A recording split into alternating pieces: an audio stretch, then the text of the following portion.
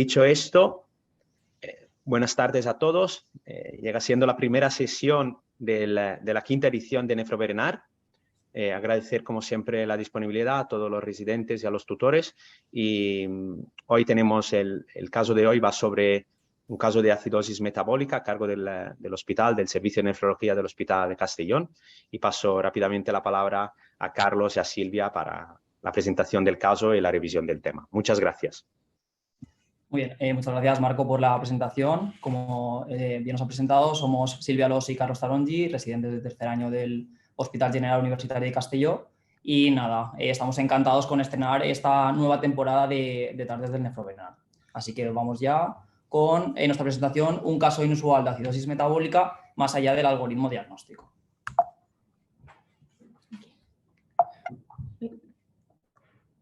Vale.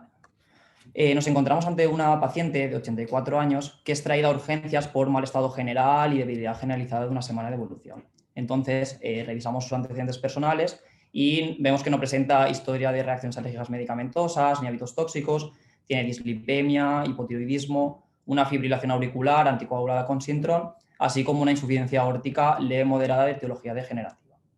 La paciente presentó una neoplasia de recto distal en 2003, por la cual fue intervenida mediante una rectosimoidectomía más quimiorradioterapia y a partir de entonces es portadora de una colostomía.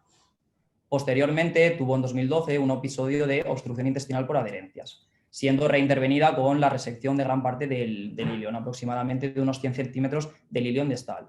Y desde entonces padece de un síndrome de intestino corto. En cuanto a la historia nefrourológica, tiene una enfermedad renal crónica estadio 4A1 que fue diagnosticada en 2015 con unas creatininas basales en torno a 2, 2,5. También presenta incontinencia urinaria e itus de repetición, por la cual estaba en seguimiento por urología. Además, tenía una anemia crónica de origen multifactorial que es atribuida tanto a su nefropatía crónica como a las carencias de vitamina B12 y de ácido fólico. Como antecedentes recientes, la paciente acudió por primera vez a urgencias un mes antes con una clínica bastante similar a la de ahora, aunque más leve, que consistía en debilidad generalizada y dificultad para la marcha. En aquel momento, analíticamente se objetivó una acidosis metabólica con anión GAP elevado, pero sin elevar los niveles de ácido láctico. Y bajó escrito la gasometría de aquel entonces y fue dado de alta sin realizar más estudios, ya que mejoró únicamente con la administración de un poco de bicarbonato intravenoso y mejoró tanto clínica como analíticamente. Cuando la vemos nosotros ahora en urgencias, presenta una clínica bastante más marcada, de debilidad intensa, alteración de la marcha, disartria, desorientación y tendencia a la somnolencia. A excepción de esta clínica neurológica tan florida, el resto de su población física es bastante anodina. La paciente se mantiene con una tendencia a la hipotensión arterial y una mínima edematización periférica, pero el resto, como digo, es bastante anodino. También se quejaba de dolor abdominal, pero luego cuando lo vimos el abdomen era blandito, no tenía signos de peritonismo y tampoco se observaba un mayor débito en la colostomía. Entonces le empezamos a solicitar pruebas complementarias. En el hemograma vemos su anemia crónica, en la hemostasia un INR adecuadamente alterado, ya que la paciente tomaba sintrón. En cuanto a la bioquímica, pues lo que destaca es un leve deterioro de la función renal y un poco de elevación de los marcadores de congestión intravascular. También se le solicitó un sedimento urinario que era compatible con una ITU, pero que no tenía repercusión en la bioquímica, no elevaba los parámetros infecciosos. No obstante, lo más relevante lo observamos en la gasometría venosa, ya que tenía un pH de 7,1, un bicarbonato de 13, con una PCO2 de 46, un láctico normal y un anión GAP elevado. Entonces, la primera cuestión era, ¿ante qué tipo de trastorno ácido-base nos encontramos? Y efectivamente la mayoría habéis contestado bien, nos encontrábamos ante una acidosis metabólica con anión GAP elevado junto a una acidosis respiratoria. Además de las pruebas anteriores, pues se le continuaron solicitando más, un electro donde veíamos su fibrilación auricular conocida, una placa de tórax con un mínimo derrame pleural izquierdo y un TAC craneal sin signos de patología aguda. Además, se le realizó una eco urológica en la que descartábamos obstrucción.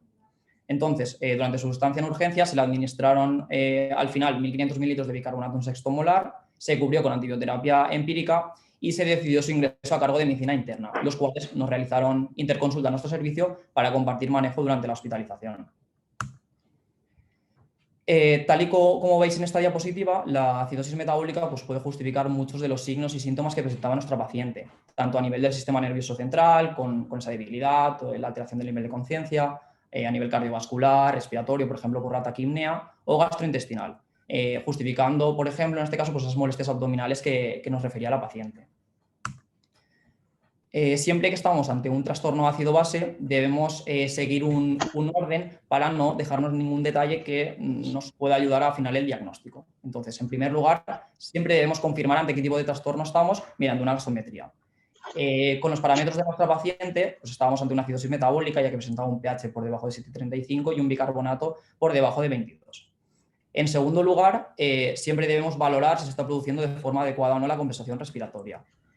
Para ello, pues sabemos que cuando estamos ante un caso de acidosis metabólica, por cada punto del bicarbonato que desciende, contando en este caso desde 25, la PCO2 también debería descender en 1. En este caso, contando desde 40. Entonces, yendo a la gasometría de nuestra paciente, lo que veíamos es que el bicarbonato ya ha descendido en 12 puntos, por tanto, la PCO2 debería estar en unos 28 milímetros de mercurio para que la respuesta compensadora hubiese sido correcta. En el caso, bueno, y como veis en este caso, pues no se cumplía. Entonces, en el caso de que la PCO2 hubiese descendido más de lo que correspondía, pues deberíamos pensar que estábamos ante una alcalosis respiratoria asociada. Mientras que si la PCO2 desciende pero no lo que corresponde o incluso está elevada, como es nuestro caso, pues deberíamos pensar que existe asociada una acidosis respiratoria. Además, en cuanto o relacionado con esto, debemos tener siempre presente que cuando estamos ante acidosis muy severas, habitualmente con cifras de bicarbonato por debajo de 10, se precisa de tal grado de hiperventilación que con frecuencia en determinados pacientes, sobre todo pues, como en este caso ancianos, malnutridos, debilitados, pues no se consigue alcanzar, por lo que se suele producir una acidosis respiratoria. Y además, un truco o una regla cuando estamos ante un trastorno ácido base es que si vemos que estamos ante desplazamientos muy severos del pH, siempre debemos considerar que estamos ante un trastorno mixto en la misma dirección, como podría ser en este caso, que sería una acidosis metabólica más una acidosis respiratoria. En tercer lugar, una vez que ya hemos confirmado el tipo del trastorno y hemos visto la compensación respiratoria, debemos cuantificar el anión GAP, que se calcula con la fórmula de sodio menos cloro más bicarbonato y que en condiciones normales suele ser de 10 más o menos 2 milicavalentes por litro.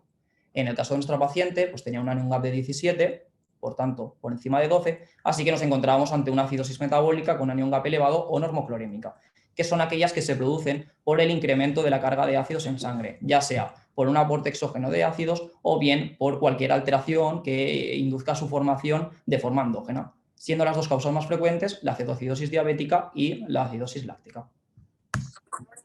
Bien, llegados a este punto, para orientar el diagnóstico, lo que planteamos fue el diagnóstico diferencial de la acidosis metabólica con anión GAP elevado, que como bien ha dicho Carlos, sería por la aparición de un nuevo ácido. Siguiendo este algoritmo, lo primero sería descartar la cetoacidosis, bien sea diabética o bien sea por ayuno prolongado. En nuestro caso teníamos unos cuerpos cetónicos que eran negativos.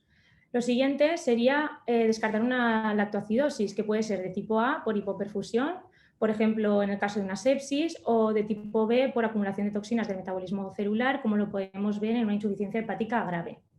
Ambos casos quedarían descartados en nuestra paciente porque tenía un láctico normal. Lo siguiente sería la insuficiencia renal, que como bien sabemos produce una retención de aniones inorgánicos. Aquí sí que es verdad que nuestra paciente tenía una insuficiencia renal con una creatinina a su llegada a urgencias de 2,7, pero es verdad que esta paciente tiene una enfermedad renal crónica con una creatinina basal en torno a 2, 2,5, con lo cual no se había producido un deterioro de la función renal demasiado grande, era prácticamente inexistente, y esto no podría justificar una acidosis metabólica tan grave y sobre todo tan aguda. Lo siguiente ya serían los ácidos exógenos, por ejemplo, la aspirina, el ácido piroglutámico que se produce a partir del metabolismo del paracetamol y la metformina, pero nuestra paciente no se había tomado ninguno de ellos. Y ya por finalizar estarían los alcoholes. Los alcoholes producen un anión GAP elevado y también un osmol GAP elevado por encima de 20. El osmol GAP es la osmolaridad medida en plasma mediante laboratorio menos la osmolaridad calculada utilizando la fórmula que podemos ver en la pantalla, que tiene en cuenta solutos que son osmóticamente activos como el sodio, la glucosa y la urea. En nuestro caso, el osmol GAP era de 11. Entonces, teniendo en cuenta que teníamos un osmol GAP de 11, ¿en qué patología podríamos pensar? en una intoxicación por alcoholes, una intoxicación por paracetamol, una cetoacidosis o ninguna de las anteriores. Pues bien, no pensaríamos en ninguna de ellas. Y esto es así porque el alcohol es un soluto que es osmóticamente activo y entonces si estamos ante una intoxicación por alcoholes, esto nos produciría un aumento de la osmolaridad plasmática medida en laboratorio que no veríamos en la osmolaridad calculada, porque la osmolaridad calculada no tiene en cuenta los alcoholes, solo tiene en cuenta, como he dicho antes, el sodio, la glucosa y la urea. Entonces veríamos una diferencia entre ambas muy grande, mayor de 20, y el osmol-gap sería, por lo tanto, mayor de 20, que no es nuestro caso. Entonces, ya descartados todos los ítems que en un principio habíamos planteado al inicio, no tenemos muy claro todavía qué diagnóstico es el de nuestra paciente. Así resumiendo, estamos ante una mujer de 84 años con mal estado general, con clínica neurológica, con una acidosis metabólica con anion gap elevado y un osmol gap por debajo de 20 y como antecedentes así personales que más nos pueden influenciar y más destacados serían que había tenido un episodio previo muy similar, un poquito más leve, un mes antes, y que tenía un síndrome de intestino corto. Entonces nos planteamos, ¿podría ser esto una complicación secundaria a esta patología? Y de ser una complicación secundaria, ¿en cuál podríamos pensar? ¿En una acidosis tubular renal, una hiperoxaluria, una acidosis deláctica o un síndrome de Melas? Pues bien, nosotros pensamos en una acidosis deláctica. ¿Y por qué pensamos en ello? Pues si bien no la hemos incluido en el primer diagnóstico diferencial, en el logaritmo que hemos puesto, no lo hemos incluido básicamente porque era una causa que era poco frecuente y que además en algunas publicaciones la mencionan de forma muy superficial o incluso no la mencionan en algunas partes. Pero sí que es verdad que es una posible causa de acidosis metabólica con anion gap elevado y que se encontraría dentro de su algoritmo diagnóstico. ¿Pero qué sabemos de la acidosis deláctica? Pues bien, en esta pregunta vemos las diferentes características de la acidosis deláctica, todas ellas son ciertas. No me voy a detener ahora aquí en esta pregunta porque lo voy a exponer a continuación. La acidosis deláctica es una acidosis láctica que es poco frecuente, que aparece en pacientes con un síndrome de intestino corto secundario a derivación y ayuno ileal o a resección intestinal y que produce una clínica que aparece varios meses o incluso años después de que se instaure el síndrome de intestino corto. Generalmente cursa con una clínica neurológica que aparece de forma episódica y que típicamente la vemos después de la ingesta de alimentos con un rico contenido en hidratos de carbono. ¿Pero por qué se relaciona con los hidratos de carbono? ¿Realmente cuál es su mecanismo? Pues bien, los hidratos de carbono se absorben y se metabolizan principalmente en intestino delgado y solo una pequeña parte pasa a intestino grueso donde son metabolizados por las bacterias que los transforman en ácidos orgánicos como el L-lactato y el D-lactato. Pero en el caso del síndrome de intestino corto, los hidratos de carbono pasan directamente al intestino grueso. Entonces, nos encontramos ante una gran cantidad de hidratos de carbono que pasan al colon, se forma una gran cantidad también de ácidos orgánicos y esto produce un pH cada vez más bajo, un pH ácido. De entre los ácidos orgánicos, el L-lactato se metaboliza por la L-lactato deshidrogenasa en piruvato y no se acumula, pero el D-lactato, la enzima que lo metaboliza, se queda inactivada por el pH ácido, con lo cual no para de acumularse. Esto produce un pH cada vez más ácido y a su vez favorece el sobrecrecimiento bacteriano, sobre todo de bacterias que son ácido resistentes. Estas a su vez producen más ácidos orgánicos, baja más el pH y se produce un círculo vicioso. Como conclusión, acaban produciéndose muchos ácidos orgánicos que pasan al torrente sanguíneo y esto lleva a una acidosis metabólica, que es básicamente lo que vemos en nuestra paciente. Aquí queríamos destacar que hemos visto varias publicaciones en las que no queda claro si la clínica neurológica se debe a la acción directa del D-lactato o si existe algún otro tipo de neurotóxico que se absorba conjuntamente con este D-lactato y que realmente sea el principal responsable. Y esto se lo preguntan porque no existe una clara correlación entre la concentración plasmática de D-lactato y la gravedad de los síntomas neurológicos. En cuanto al diagnóstico, destacar que normalmente se suele producir bastante retraso porque se requiere un alto índice de sospecha. Existen dos formas de realizarlo. Una sería mediante un diagnóstico de exclusión teniendo en cuenta las características básicas de esta patología, que es básicamente tener un síndrome de intestino corto, una acidosis metabólica y una clínica neurológica que curse de forma episódica. Y la otra forma sería mediante la determinación plasmática del D-lactato. Pero esta prueba no está disponible en la mayoría de laboratorios y no está el acceso de forma rutinaria. En nuestro caso en concreto, aquí nos gustaría destacar que el lactato que medimos normalmente en el laboratorio, que tenemos acceso, es el L-lactato. Y entonces, en nuestro caso, el lactato era normal, porque el lactato, como hemos visto, el lactato sí que se transforma a piruvato y no se acumula. El problema realmente nos lo daría el D-lactato. En cuanto al tratamiento, también se divide en los pilares básicos de esta patología. Si tenemos una acidosis, pues administrar bicarbonato. En el caso, para reducir el sobrecrecimiento bacteriano, administraremos antibioterapia. Y para reducir la cantidad de sustratos o de hidratos de carbono que llegan al colon, intentaremos hacer una dieta baja en hidratos de carbono, sobre todo de tipo simple. Y además intentaremos evitar pues, otros alimentos que puedan contener lactato. En nuestro caso, seguimos este esquema terapéutico y conseguimos en poco tiempo pues, una mejoría clínica y una resolución de las alteraciones del equilibrio ácido-base y pudimos dar a la paciente de alta en unos pocos días. Como conclusiones, queríamos acabar diciendo que ante cualquier trastorno ácido-base es muy importante seguir un algoritmo diagnóstico claro, que en todo caso se deben tener en cuenta los antecedentes del paciente porque, como hemos visto, pueden orientarnos mucho en el diagnóstico. Y, por último, repasar las características básicas de la acidosis láctica, que es básicamente tener un paciente con un síndrome de intestino corto, con una acidosis metabólica y con una clínica neurológica que curse de forma episódica. Y esto sería todo. Muchas gracias. Buenas. Hola. ¿Se me oye? Sí. Perfecto. Nada, agradeceros, además, caso corto, didáctico, perfecta, muy clara lo que es la explicación. Entonces, nada, abrir un turno de preguntas a los demás hospitales y si quieren hacer una intervención, acordaros que tenéis el micrófono apagado. Pero no quieres ver. Yo empiezo, si queréis. Moncho del clínico, como siempre. ¿Me oís? Sí. Vale, una pregunta. Nosotros, muchas veces en el diagnóstico de las acidosis, utilizamos también el delta gap. Entonces, no sé si vosotros lo habéis utilizado en este caso. Sí que es verdad que está más estudiado para la cetoacidosis y un poco para la acidosis láctica por el L-lactato. Pero en este caso sí que llama la atención que parece, utilizando el delta gap, que hay una acidosis hiperclorímica debajo, que se justificaría también mejoría del pH con el bicarbonato que se pone. Entonces, un poco esa pregunta de si lo utilizáis ahí de rutina o no. Y después, enhorabuena por la presentación, porque sí que es verdad que la acidosis láctica probablemente lo principal es conocerla y sospechar en este tipo de pacientes para diagnosticar, y viene muy bien una sesión básica de este tipo en un nefroberenar junto con una cosa un poco más específica para pensar en ella. Pues nada, eso es. La verdad es que no, directamente ya aplicando el algoritmo diagnóstico con el anion gap, ya nos fuimos por una rama por otra y no aplicamos el delta gap, la verdad. Y más también un poco lo que tú comentas de cómo los niveles el ácido láctico que vimos normal, el lactato, estaban normales y demás.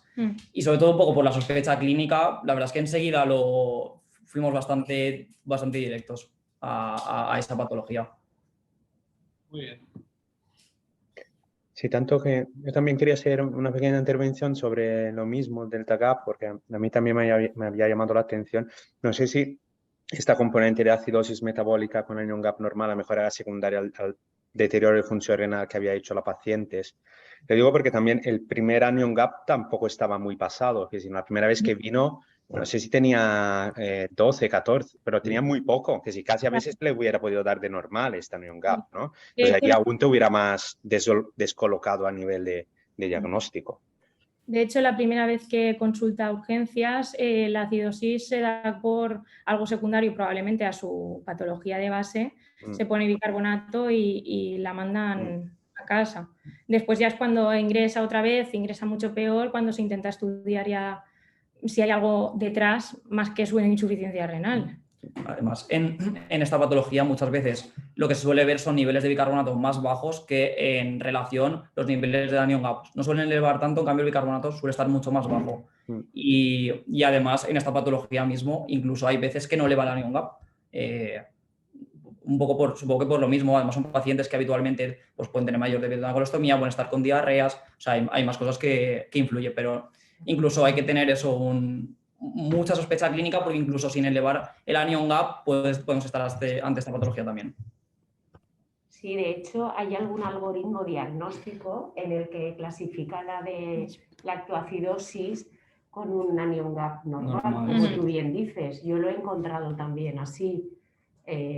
Y está claro que en este paciente, pues, y, bueno, o cualquier otro paciente, en una acidosis metabólica se nos pueden concurrir varias causas. No siempre hay una causa. En este caso, en la primera ocasión, sobre todo porque el bicarbonato y el anion gap no está muy alterado, en urgencias lo dan como que es secundaria a su enfermedad renal 4, renal crónica estadio 4.1, resuelve claramente con bicarbonato intravenoso y justo al mes, en un periodo de tiempo muy corto, la paciente vuelve a venir a urgencias, a ella la ingresan en medicina interna y ya ven, aparte de la acidosis y el anion gap más alterado, la clínica neurológica es lo que a nosotros nos hace sospechar y desglosar bien el algoritmo y sentarnos, y fuimos directo a eso. Y no calculamos el delta como dijisteis vosotros. De rutina no lo calculamos. Lo que pasa que sí que es verdad que en ciertas ocasiones hay que calcularlo porque no llegas al diagnóstico, evidentemente se calcula hasta que llegas. Pero es verdad que hay ocasiones en que es muy difícil porque, como os he dicho, hay situaciones en las que concurren varias causas. Pero bueno, sí es necesario calcular, se calcula, pero de rutina y de entrada en una guardia o nada más te avisan la primera vez, seguramente no lo calculamos. A mí me llama la atención, es un comentario que no es ni para, sino un comentario, una reflexión mía, que cómo curioso es esto, de que el L-lactato eleva mucho más el anion gap que lo eleva, por ejemplo, la cetoacidosis, por eso se corrige en el delta gap, y cómo la D-láctica puede incluso no elevar el anion gap. Es curioso como una molécula tan parecida y tan similar, al fin y al cabo, se comporta de una forma tan diversa. Eso era. Gracias. ¿Más intervenciones por parte de los otros hospitales? ¿Puedo comentar algo, Marco? Claro. Sí, bueno, soy Leo de Elche, enhorabuena por la sesión, la verdad es que me ha gustado, y la sesión metabólica es algo, como han comentado previamente, algo tan simple y tan común también, ¿no? Y que si no estás atento se te puede escapar alguna cosa. Yo quería solamente comentar dos cosas, que siempre los comento con los reses que rotan en nefro, y es que hay que recordar que un trastorno mixto hay que sospechar de él también cuando una corrección lo lleva a la normalidad. Ya lo decía Alberto Tejedor, que una compensación te acerca a la normalidad del pH, pero no te lleva a la normalidad. Si tienes una alteración con un pH normal, sospecha que tienes un trastorno mixto asociado, generalmente respiratorio.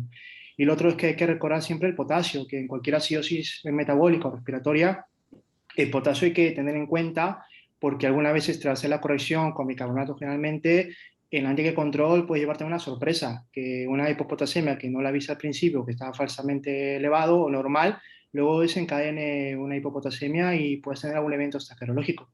Eran las dos cosas que quería comentar, ¿no?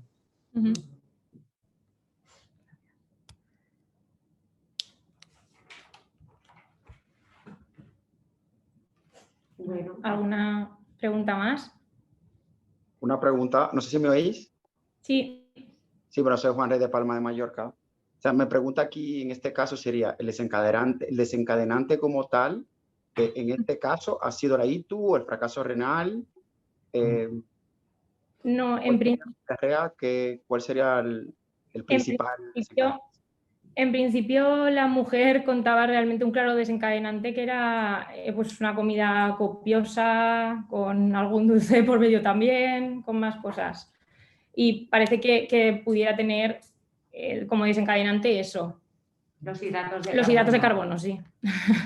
Porque luego el tratamiento mejoró con el tratamiento de los carbohidratos simples en la dieta.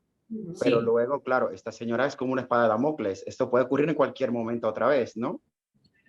De hecho, tiempo después volvió a ingresar con la misma clínica, un poquito más leve, pero como ya sabíamos por dónde íbamos, ya sabíamos el diagnóstico, se puso rápidamente tratamiento y enseguida corrigió otra vez. Y además, esta patología a veces ocurre que incluso comiendo lo mismo, a veces pasa y a veces no pasa. También.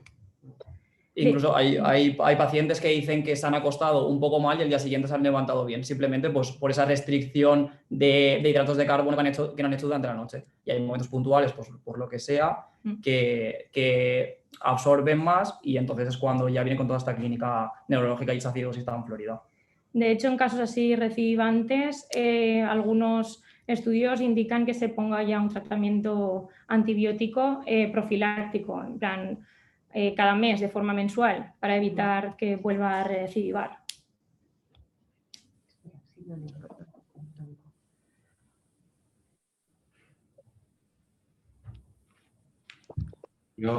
Habría que sospechar, ¿no? A ver si consigo hablar. Hola. Hola. Hola. Vamos a ver. La paciente tiene una colostomía. Sí. ¿Y dónde está empalmada la colostomía?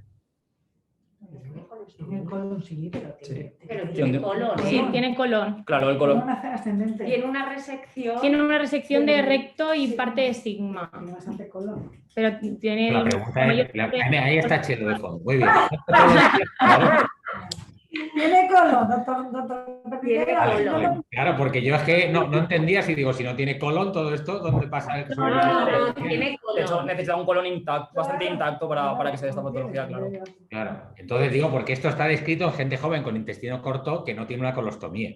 Es el cuadro donde está descrito. En este caso, probablemente esto esté jugando un papel, pero vamos, es una señora mayor con experiencia renal avanzada, con una acidosis metabólica, con un GAP elevado, que es lo que vemos habitualmente en los pacientes con enfermedad renal crónica, ¿no? Y que probablemente esto pues sea la puntillica, ¿no? Pero lo que tiene de base la señora, que encima además como es mayor, tiene insuficiencia cardíaca, tiene un poco de radio pleural e hipoventila, no corrige la acidosis metabólica renal, porque no puede respirar porque no le tira el motor, ¿no?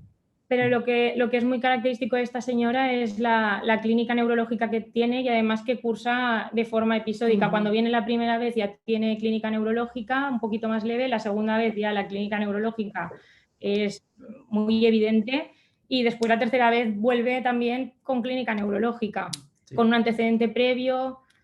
De hecho, la función renal no se deteriora prácticamente, se queda con su función renal basal. Ya, pero que todos tenemos pacientes en la consulta a mayores con enfermedad renal crónica, un estadio 4, como es esta paciente, que algunos tienen acidosis metabólica. Claro, y en cualquier momento, de hecho, se le hace una analítica y está con... Y que los tenemos con bicarbonato, con suplementos diarios de bicarbonato, porque si no, no corrigen la acidosis. Por supuesto, es un poco lo que hemos dicho. Posiblemente en esta paciente concurren varias causas. Esta señora es una señora mayor, añosa, cardiópata y con una enfermedad renal estadio 4, quiero decir. Pero además se sobreañade la resección que tiene, el intestino corto, y lo que nos llamó mucho la atención es que la clínica, o sea, todos tenemos, como tú bien dices, pacientes de este tipo y no están en encefalopatía ni con un trastorno de la marcha. Lo que nos llamó la atención es que la segunda vez que viene tiene una clínica neurológica muy, muy marcada, con una función renal muy estable. Eso es un poco lo que nos llamó la atención. Y que lo ideal hubiera sido poderlo confirmar con el de lactato, evidentemente. No sé si vosotros, me gustaría, bueno, si alguien ha tenido experiencia con algún síndrome, bueno, con algún paciente similar y si hacéis de lactato vosotros en vuestro hospital. Imagino que no, pero no lo sé, ¿eh? No. Bueno, en resumen, lo que queríamos era presentar este caso. Creo que es un caso interesante, pues porque creo que es algo que, como han dicho los chicos, pues que hay que pensar, ¿no? Hay que siempre tenerlo presente en pacientes con una resección de intestino delgado, sobre todo, y que vengan con una clínica neurológica y aparte hayan tenido una ingesta. Nos ha parecido curioso y por eso hemos querido presentarlo. Y bueno, si no hay más intervenciones o más preguntas. Yo tengo una pequeña a modo de comentario, porque creo que las dudas ya están hechas todas. Primero, felicitas por el caso, a mí me parece muy guay que no solo pensemos en la acidosis renal, sino que al final este paciente yo creo que tiene pues, un trastorno triple que se puede ver por el delta, en una acidosis, por eso en la acidosis más una norémica más la respiratoria. Y un poco así como comentario, hay como muchos estudios ahora de que muchas veces la clínica neurológica de los pacientes viene en parte, pues sí, por lo típico de la urea, pero también por algunas toxinas urémicas como los indoles o los cressoles que están relacionadas con sobrecrecimiento bacteriano. Al final tenemos una causa metabólica como la acidosis para tener una clínica neurológica, pero si pensáis o creéis que esto algo también pudiese tener que ver, por ejemplo, estos pacientes que tienen sobrecrecimiento bacteriano que tengan más elevadas ese tipo de toxinas. Y eso. Sí, también relación como lo que tú comentas, tiene mucha relación y luego un poco las posibles causas en esta patología en concreta que pudieran estar provocando esa encefalopatía, pues bien podría ser de forma directa al del lactato, que puede ser como una toxina, eso que dañe de forma local y directa al encéfalo, o bien otras que están más bien desconocidas, que tienen que ver con toda esa fermentación y un poco lo que tú también comentas, que se absorban junto al del lactato y que puedan ser la causa. Entonces, pues sí, también lo que tú dices pues, puede tener que ver, claro, todo lo que tiene que ver con la microbiota intestinal y demás.